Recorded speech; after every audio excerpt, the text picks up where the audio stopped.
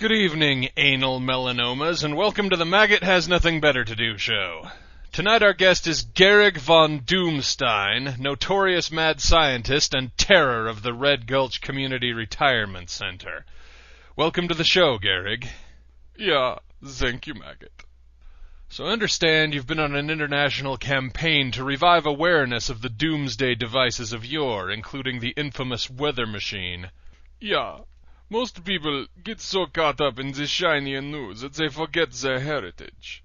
When I was young, weather machines were a coming of age for mad scientists. But the new generation has forgotten. They think of weather machines as dinosaurs, as subjects of mockery.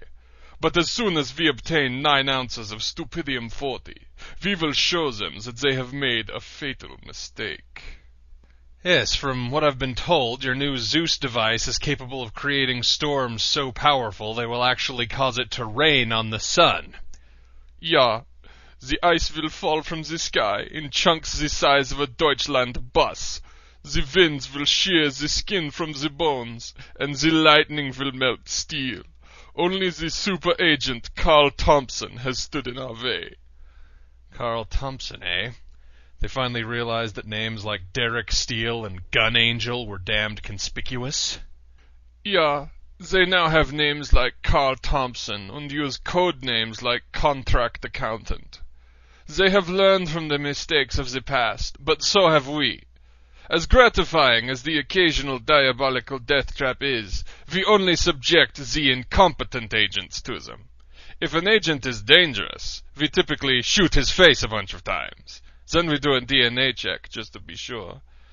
And if that doesn't work, it can be surprisingly effective just to bribe them. You know, here's 1,000,000 Deutschmarks, now go away! I'm not surprised. And even if the agent cannot be bribed, you can usually bribe their boss. Bribing a politician is like getting an erection in high school. It's so easy that it's embarrassing. Wow, I'm writing that one down. But ultimately, taking over the world all comes down to determination. Well, that and the fact that working 9 to 5 is worse for some people than having your planet destroyed. Yeah. When I think of call centers, food service industries, and other such fates that await Earthlings after struggling their way through college, I think of a whole lot of people who are wishing somebody would destroy the planet. But only a few of us really have the initiative, yeah? But there's always someone who wants to stop us. Usually one guy who works for very rich people who have never worked a shitty job in their lives. Rather like Secret Agent Carl Thompson. He works for the president. Now there's a man who wouldn't wrap a cheeseburger to save his grandmother's life. That is why my latest diabolical death trap is sure to destroy him. Let me guess. You've built a McDonald's filled with lethal traps, and the only way he can escape with his life is to work a 10-hour shift every day, 6 days a week, for 1.5 years. You would make an excellent supervillain, Herr Maggot. Actually, it was 2 years. I have found the secret to defeating anyone is to ensure they no longer want to win. After 3 months of making fries for a quarter above minimum wage, our dear Agent Thompson will be begging for a face shooting. And how do you plan to ensure he doesn't escape? It's simple. I got him fired. And since my evil corporation, Soul Eater Petrol Chemicals International, recently merged with AOL Time Warner, I can ensure he cannot find work anywhere in the country. Without my minimum wage death trap, he will be evicted from his apartment and he will never pay off his student loans. That's what you think, Doomstein. Why, Agent Thompson, how nice it is to see you again. How is your new job going? You forget, I was working in a union-controlled state.